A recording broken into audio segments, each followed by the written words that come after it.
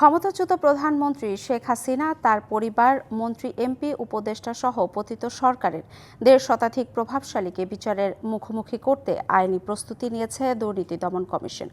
এরই মধ্যে ৫ই আগস্ট পরবর্তী বেশিরভাগ দুর্নীতি মামলার তদন্ত কাজও প্রায় শেষ। কোনো মামলাতেই দায়মুক্তি মিলবে না ওইসব আসামিদের। আদালতে সব মামলার অভিযোগপত্র দিবে দুদক। এসব মামলাগুলোতে শেখ হাসিনা সহ আসামিদের শাস্তি নিশ্চিতে আদালতে সাক্ষ্য প্রমাণ হাজির করা সহ নানা প্রস্তুতি নিয়েছে দুদক। আদত্ত আরাফাতের প্রতিবেদন। ২০০৯ সাল থেকে ২৪ সালের জুলাই পর্যন্ত দুর্নীতি দমন কমিশন আওয়ামী লীগের নামে মাত্র ২-১ জন ছাড়া মন্ত্রী এমপির বিরুদ্ধে কোনো মামলা তো করেইনি, তেমন কারো বিরুদ্ধে অনুসন্ধানও হয়নি। উল্টো 1-11-এর সময় করা দুর্নীতি মামলাগুলো থেকে অনেকেই পান দায়মুক্তি। অন্যদিকে বিএনপি সহ বিরোধী রাজনৈতিক দলের নেতাকর্মীদের বিরুদ্ধে অসংখ্য দুর্নীতির মামলা, অভিযোগপত্র দেয় দুদক। ছাত্র জনতার গণ অভ্যুত্থানে ৫ই অগাস্ট বাংলাদেশের রাজনীতির ইতিহাসের বাঁক বদল হয়। ১৫.৫ বছর পর ক্ষমতাচ্যুত হন শেখ হাসিনা, গঠন হয় অন্তর্বর্তী সরকার। বিশ্বস্ততার সহিত ক্ষমতাচ্যুত হওয়ার পর কেবল শেখ হাসিনাই নয়, পাইকারিভাবে দলটির উপদেষ্টা, মন্ত্রী, এমপি সহ ক্ষমতার ছত্রছায়ায় থাকা ২০০ শতাধিক ব্যক্তির বিরুদ্ধে অবৈধ সম্পদ অর্থ পাচারের অভিযোগে অনুসন্ধানে নামে দুদক। এরই মধ্যে ১.৫ শতাধিকের বিরুদ্ধে মামলা করে সংস্থাটি।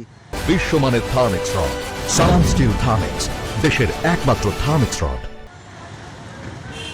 সবশেষ রাজুকে প্লট দুর্নীতির মামলায় শেখ হাসিনা, শেখ রেহানা, সজীব ওয়াজেদ জয়, সাইমা ওয়াজেদ পুতুল, টিউলিপ সিদ্দিক সহ পরিবারের সদস্যদের বিরুদ্ধে আদালতে অভিযোগপত্র দিয়েছে দুদক। ৫ই অগাস্ট পরবর্তী এখন পর্যন্ত এটি প্রথম দুদকের অভিযোগপত্র। তদন্ত সংশ্লিষ্ট সূত্র বলছে, অবৈধ সম্পদ, অর্থ আত্মসাৎ সহ নানা অভিযোগে শেখ হাসিনা পরিবারের বিরুদ্ধে আরও কয়েকটি অভিযোগপত্র দেওয়ার প্রস্তুতি রয়েছে দুদকের।